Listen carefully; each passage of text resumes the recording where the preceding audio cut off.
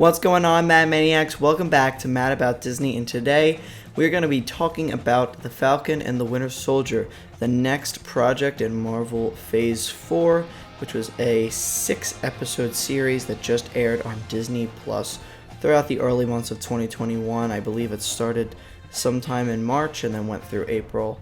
And today we are going to do a spoiler-filled breakdown. Not really a breakdown, but more just my thoughts on the show as a whole. So if you guys haven't seen it yet, I highly encourage you to click off this video and go watch it before you come back, because all 6 episodes are up on Disney Plus as we speak.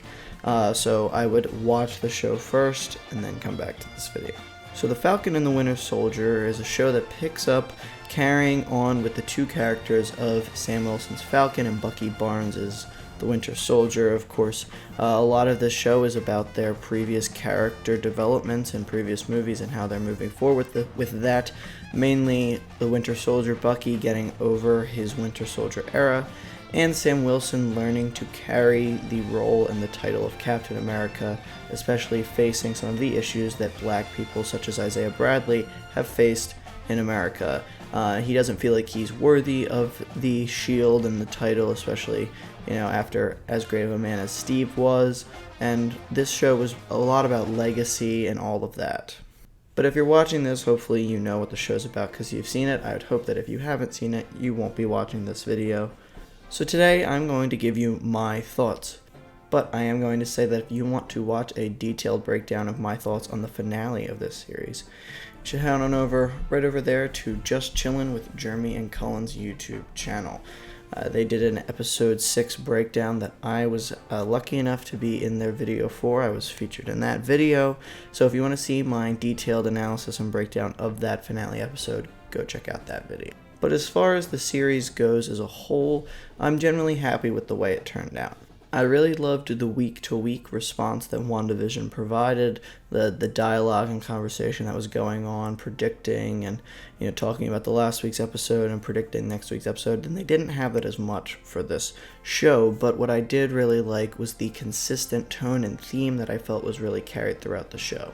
I am going to get some of my flaws out of the way first, though, and then we can talk about the positives. My first flaw is the first 2 episodes. For a show that's only 6 episodes long, it felt like a lot of fluff and a lot of build-up, and I understand that that's necessary, but I wish we would have gotten a little bit more of Sam and Bucky working together, whether it was just a tease of future battles and stuff like that, but I wish we gotten just a little more punch in those first 2 episodes, especially the first episode. Didn't really capture my interest because the two weren't working together yet.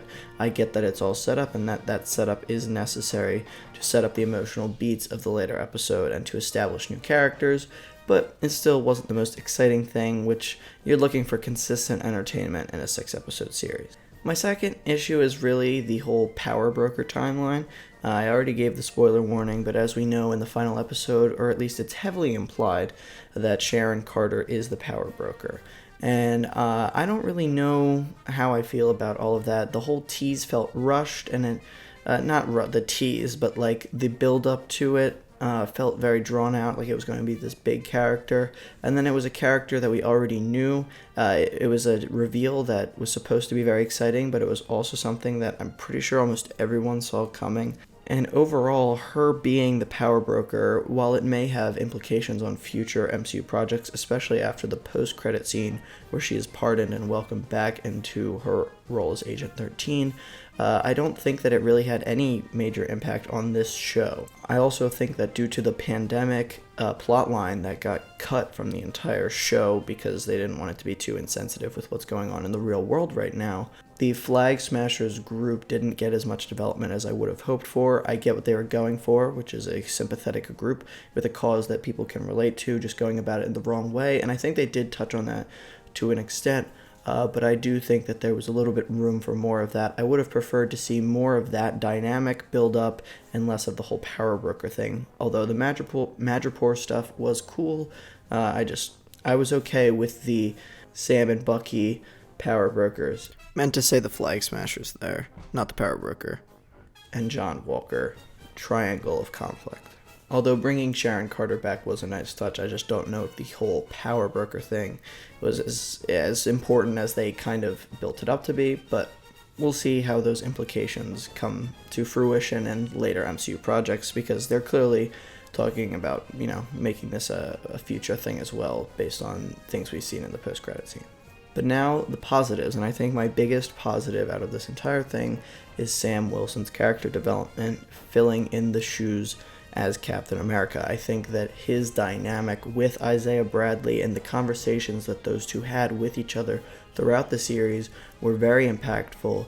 The actor who played Isaiah Bradley did a phenomenal job at carrying the impactful moments of that theme of race and racial tension throughout this entire series. I thought it was really well done as a whole, and I think the way they wrapped up that character arc a little bit in the finale episode was a really beautiful thing to do with the Smithsonian scene.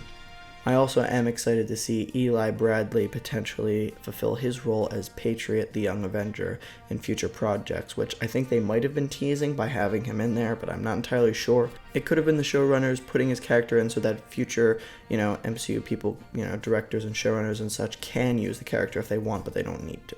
But overall, Sam's suit in the last episode as Captain America was really cool. They pulled it almost directly from the comics, but that didn't stop me from thinking that it was awesome.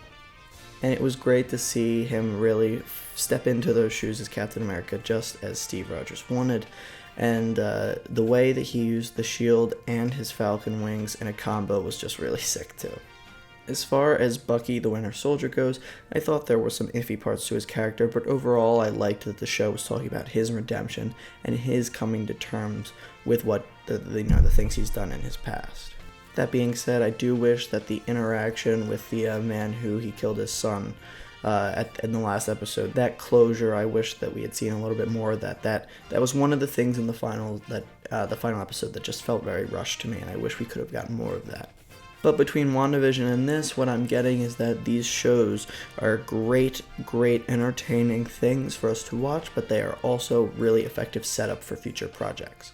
With WandaVision, we could clearly tell that it was a setup for Doctor Strange, the Multiverse of Madness, which I'm very excited for. But with this, I'm not quite as sure as, where this is going. There are no projects in the imminent future that I know these characters are being set up for. That being said, I did hear a rumor that the showrunner of this show is currently working on a script for a fourth Captain America movie that would focus on Sam Wilson's Captain America. That is something I would really love to see, but I do want to see these characters, now that they are developed, now that Sam has stepped into those shoes, and now that Bucky has come to terms with his past, now that Sharon Carter has become more of a villainous role, now that John Walker has really dug into his dark side. All of those things are things that I want to see in future series, future projects, and I hope that we don't have to wait too long to see that. Overall, though, I think I ended up giving this show a 3.5 out of 5. I really enjoyed it, and I look forward to seeing these characters in the future. I just wish that it had gotten going a little quicker, and it had wrapped up a bit slower.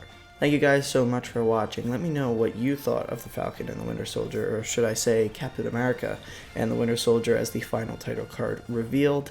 Let me know down in the comments, and I will see all of you Mad Maniacs in the next video.